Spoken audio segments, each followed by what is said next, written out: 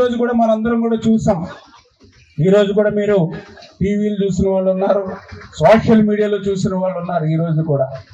ఈ రోజు కూడా చూస్తే అంబటి రాంబాబు గారు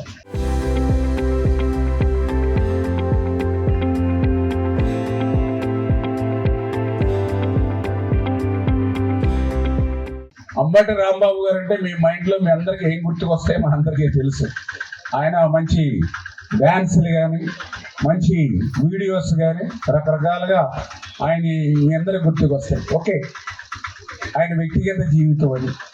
కానీ ఈరోజు మీరు అంబటి రాంబాబు గారు ఈవేళ చూస్తే నిజంగా జనజీవన స్రవంతిలో అంబటి రాంబాబు ఉండడానికి అనర్హుడు అనేటువంటి విధంగా సభ్య సమాజంలో ఉండడానికే ఈరోజు అంబటి రాంబాబు అనర్హుడు అనేటువంటి విధంగా ఆయన ఈరోజు భూతు పురాణం. ఈరోజు అంబటి రాంబాబు గారు అంటే ఈరోజు మనం చూస్తే ఆయన మాట్లాడినటువంటి భాష కానీ ఆయన మాట్లాడినటువంటి భూతు పురాణం కానీ చూస్తే ఈవేళ పశువులు కానీ జంతువులు కూడా సిగ్గుపడేటువంటి విధంగా ఉంది ఈరోజు.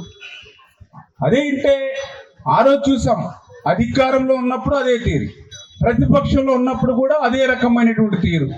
మహిళలను, తల్లులను, తండ్రులను అవమానించేటువంటి విధంగా, వాళ్ళ వ్యక్తిత్వాన్ని కించపరిచేటువంటి విధంగా ఈ వైసీపీ నాయకులు అలవాటుగా మారినటువంటి పరిస్థితి, దుస్థితి ఈరోజు చూస్తూ ఉన్నాం.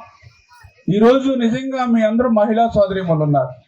అంబటి రాంబాబు గారు ఈరోజు మాట్లాడేటువంటి పదజాలం ముఖ్యమంత్రి చంద్రబాబు నాయుడు గారిని ఉద్దేశించి, చంద్రబాబు నాయుడు గారి తండ్రిని ఉద్దేశించి, చంద్రబాబు నాయుడు గారి తల్లిని ఉద్దేశించి ఈరోజు అంబటి రాంబాబు గారు మాట్లాడినటువంటి దూషణ భూతు పురాణం నా మాటల్లో చెప్పలేనటువంటి. టీవీల్లో కూడా చూస్తే ఆయన బూతులు మాట్లాడుతూ ఉంటే అక్కడ బీప్ అనేటువంటి సౌండ్ ఇచ్చినటువంటి పరిస్థితి. అంటే ఆ పదాలు టీవీ వాళ్ళు కూడా వెయ్యలేనిటువంటి పరిస్థితి.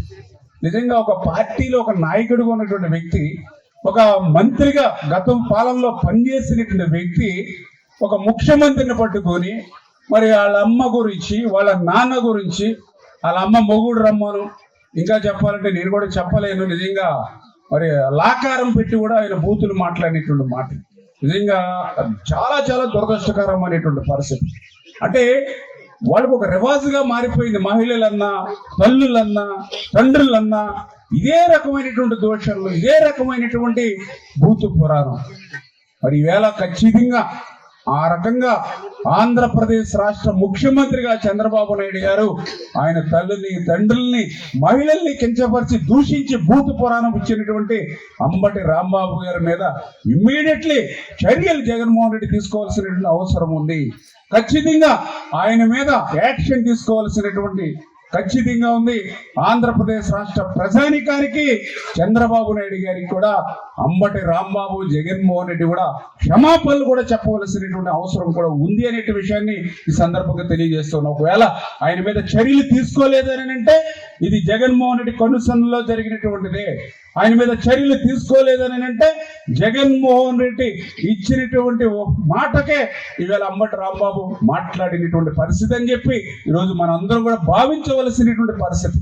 ఎందుకంటే మొన్ననే మీరు చూసారు, ఒక 6 నెలలు 8 నెలల క్రితం ఒక తెలుగుదేశం పార్టీ సానుభూతి పరుడు జగన్మోహన్ రెడ్డి భార్య గురించి అనుచితంగా మాట్లాడితే ముఖ్యమంత్రి గారు ఆయన అరెస్ట్ చేసి జైలుకి పంపించారు. అది చంద్రబాబు నాయుడు గారి యొక్క గొప్పతనం. మరి ఈవేళ జగన్మోహన్ రెడ్డికి ఏమైందా నీతి?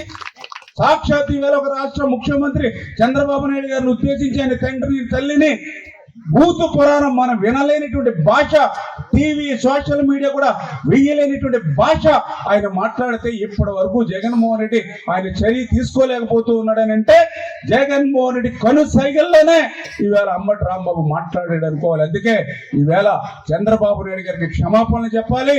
ఆ యొక్క అంబటి రాంబాబు మీద ఇవాళ చర్యలు తీసుకోవాల్సినటువంటి అవసరం కూడా ఖచ్చితంగా జగన్మోహన్ రెడ్డి మీద ఉంది అనే విషయాన్ని కూడా మరి ఈ సందర్భంగా తెలియజేసుకుంటూ, ఇటువంటి వైఎస్ఆర్సీపీ సైకోలు ఇటువంటి భూతు పురాణాలు మాట్లాడి మరి ఇటువంటి డైవర్షన్ పాలిటిక్స్ కి ఈరోజు ఆంధ్రప్రదేశ్ రాష్ట్రంలో మరి వేళ ఇటువంటి పరిస్థితికి దోహదం చేస్తున్నటువంటి పరిస్థితి.